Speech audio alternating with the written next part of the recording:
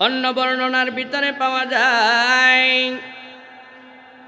উহুদ যুদ্ধের মধ্যে যখন কাফেররা অতর্কিতভাবে মুসলমানদের উপর একের পর এক আক্রমণ করতে আরম্ভ করিয়া দেয়, এক পর্যায়ে মুসলমানরা তারা ছত্রভঙ্গ হয়ে আলাদা হয়ে যায়। ওই যে লোকজন আলাদা হয়ে যাওয়ার পর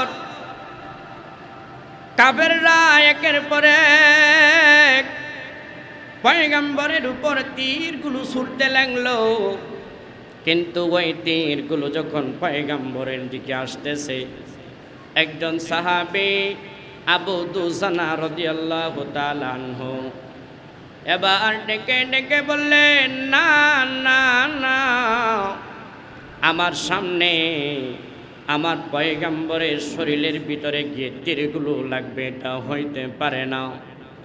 এই চিন্তা করিয়া আবু দুজানা রাদিয়াল্লাহু তাআলা আনহু উনি আবার পয়গম্বরকে কে জড়ায় ধরলেন, পিঠটা কাফেরদের দিকে ধরলেন, আর ডেকে ডেকে বলতে লাগলেন, আমি যতক্ষণ জীবিত থাকব আমার পয়গম্বরের শরীরে একটা তীর আর লাগতে দিব না।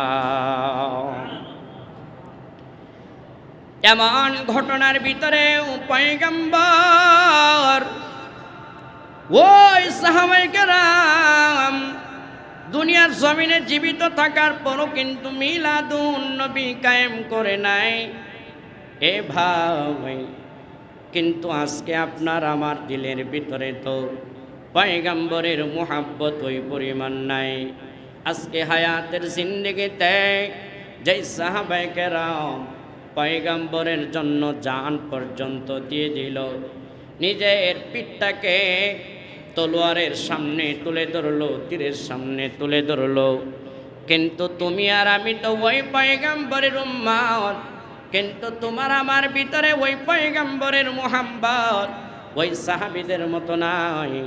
যদি থাকতো তাহলে হায়াতের জিন্দেগিতে কোনোদিন দাড়ির ভিতরে কেউ বেলেট লাগাইতে পারতো না। যদি দিলের ভিতরে পয়গম্বরের ওই পরিমাণ মুহাব্বত থাকতো তাহলে ওই মুমিন কোনোদিন হায়াতের জিন্দেগিতে মিথ্যা কথা বলতে পারতো না। ওই মুমিন সুদের খাতায় নামটা লেখাইতে পারতো না। ওই মুমিন হায়াতের জিন্দেগিতে কোরআনুল কারীম তিলাওয়াত ছাড়তে পারতো না। পয়গম্বরের সুন্নত মাথার ভিতরে টুপি ব্যবহার করা, ওই টুপির সুন্নত কোনোদিন ছাড়তে পারতো না। কিন্তু না না, আজকে আমরা তাকায় তাকায় দেখি যারা মিলাদুন নবী নিয়ে লাফালাফি করে তাদের ভিতরে মুহাব্বত নাই, মুহাব্বত নাই, শুধু মুখে মুহাব্বত করে কিন্তু কর্মে মুহাব্বত নাই। অথচ তাকায় তাকায় দেখো ভাই, হাদিসের কিতাবের ভিতরে পাওয়া যায় উহুদের যুদ্ধের ভিতরে যখন পয়গম্বর দুনিয়ার জমিন থেকে বিদায় হয়ে গেল বলে কুতিলা মুহাম্মদ বলে শয়তান যখন ছড়ায় দিল, এই সংবাদ সাহাবায়ে কেরামের কানে আর জীবিত নাই, মুসলমানদের নবী শহীদ হয়ে গেছে। এই সংবাদ পৌঁছানোর পর এবার সাহাবায়ে কেরামের দিলের ভিতরে ভয় আর দিলের ভিতরে বড় চিন্তা, নবী কই, নবী কই। এদিক সেদিক তাকাইতে লাগলে দৌড়াদৌড়ি করতে লাগলো, কিন্তু না না, পয়গম্বরকে যখন চোখ দ্বারা দেখতে পারে না, এমনকি কিতাবের ভিতরে পাওয়া যায় গড়াগড়ি করে পয়গম্বরের জন্য কান্না করতে থাকে। সাথে সাথে সাহাবায়ে কেরামের হাত থেকে তলোয়ারগুলো পড়িয়া যায়, বলতে থাকে আর কার জন্য যুদ্ধ করব, কাকে নিয়ে যুদ্ধ করব? নবী যদি দুনিয়ার জমিনে না থাকে কার কথায় আমরা যুদ্ধের ভিতরে অংশগ্রহণ করব? কান্না করতে আরম্ভ করিয়া দেয়, এমনভাবে কান্না করতেছে কান্না করতেছে। এবার হঠাৎ করে যখন এই খবর হয়ে গেল পয়গম্বর নাই, এই খবর ছড়াইতে ছড়াইতে মদিনার অলিগলির ভিতরে পৌঁছাইয়া গেল। ওই মদিনার গলির ভিতরে যখন পৌঁছাইয়া গেল, মদিনার ভিতরে ছোট ছোট বাচ্চারা যখন শুনলো পয়গম্বর দুনিয়ার জমিনে নাই, বাচ্চারা পর্যন্ত কান্না করতে আরম্ভ করিয়া দিল। ঘরের মহিলারা পর্যন্ত কান্নার আওয়াজ, কাঁদতেছে। ঘর থেকে তারা বের হয়ে চলিয়া গেল আর বলতে লাগলো, যেই পয়গম্বরের কথা শুনে আমাদের কলিজা ঠান্ডা হইতো, যেই পয়গম্বরকে এক নজর দেখার জন্য লোকজন দৌড়াইয়া যাইতো, ওই পয়গম্বর দুনিয়ার জমিন থেকে বিদায় হয়ে গেছে। চলো যাই উহুদের ময়দানের দিকে যাই, নবীর একটু খবর নিয়ে আসি। কিতাবের ভিতরে পাওয়া যায় একজন মহিলা, আনসারী মহিলা, পয়গম্বরের খবর আনার জন্য মদিনা থেকে দৌড়াইয়া উহুদের ময়দানের দিকে যাইতে থাকে। অল্প কিছু দূর যাওয়ার পর একজন আল্লাহর বান্দা সাহাবীর সাথে সাক্ষাৎ হয়ে যায়। সাহাবীকে ডেকে ডেকে বলল, ও ভাই বলো আমার পয়গম্বরের কি খবর, আমার পয়গম্বরের কি অবস্থা একটু জানায় দাও, জানায় দাও। জানতে বড় মন চায় আমার পয়গম্বর কি জীবিত আছে নাকি আসলেই শহীদ হয়ে গেছে।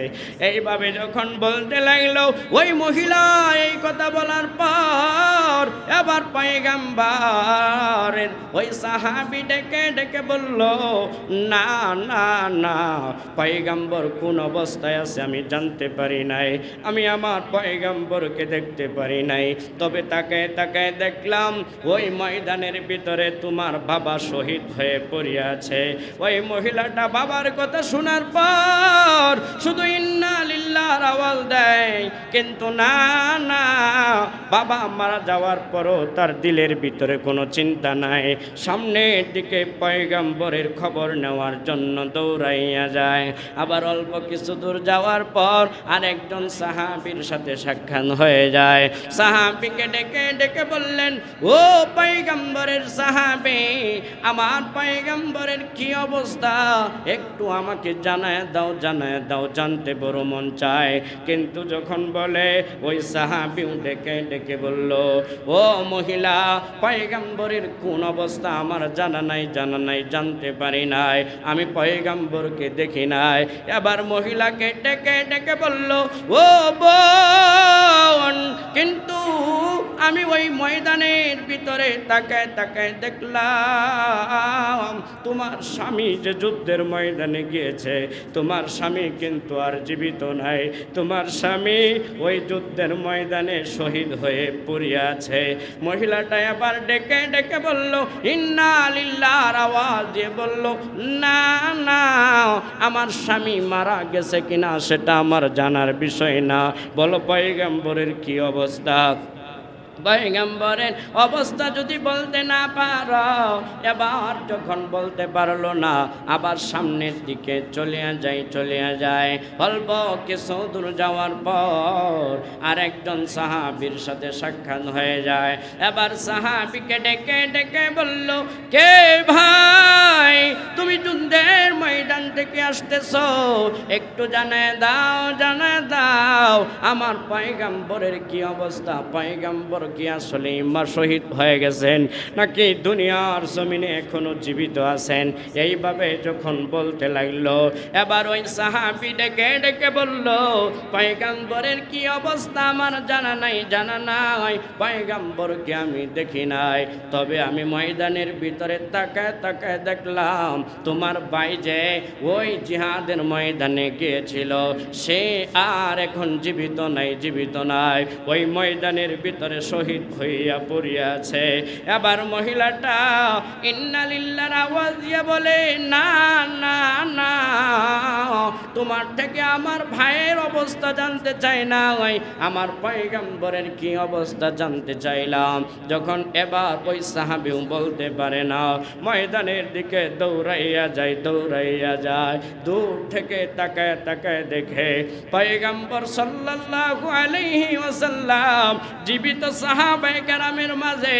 এবার মহিলার কলিজাটা বড় ঠান্ডা হয়ে যায়, ঠান্ডা হয়ে যায়, আর ডেকে ডেকে বলে, কুল্লু মুসিব মুসিবাতিন বাদাকা জালাল, ও পয়গম্বর আপনি দুনিয়ার জমিনে জীবিত, যদিও আমার বাবা যুদ্ধের ময়দানে গিয়ে শহীদ হয়ে পড়ে আছে, যদিও আমার স্বামী আমাকে ছেড়ে দুনিয়ার জমিন থেকে বিদায় হয়ে পড়ে আছে, যদিও আমার ভাই যুদ্ধের ময়দানে গিয়ে শহীদ হয়ে পড়ে আছে, এরপরও আমার কোনো চিন্তা নাই, চিন্তা নাই।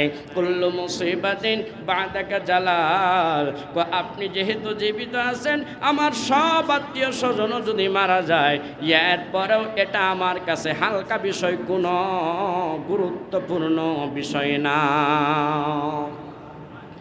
এই তো ছিল পয়গম্বরের সাহাবায়ে কেরামের দিলের ভিতরে মুহাব্বত।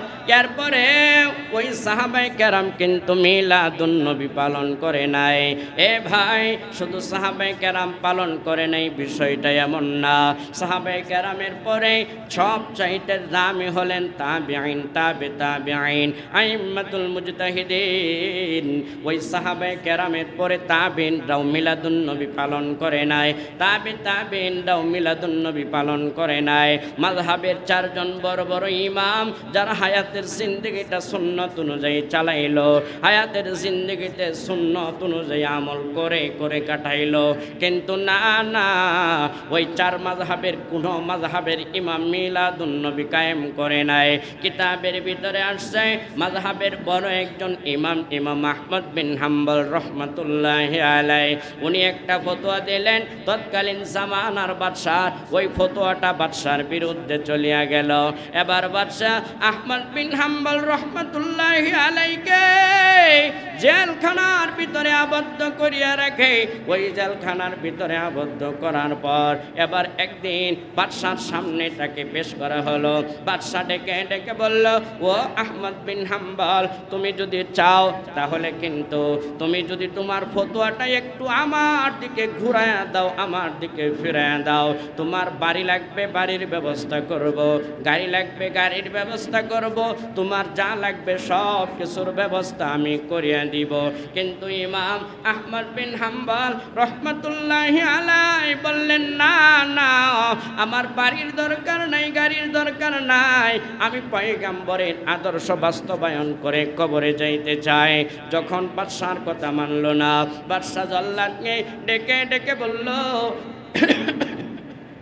বাদশা জল্লাদকে ডেকে ডেকে বলল, ও জল্লাদ, আজকে থেকে ইমাম আহমদ বিন হাম্বলকে প্রত্যেক দিন সকালবেলায় 100 করে বেত্রাঘাত করবা, 100 করে পিঠের ভিতরে বেত্রাঘাত করবা।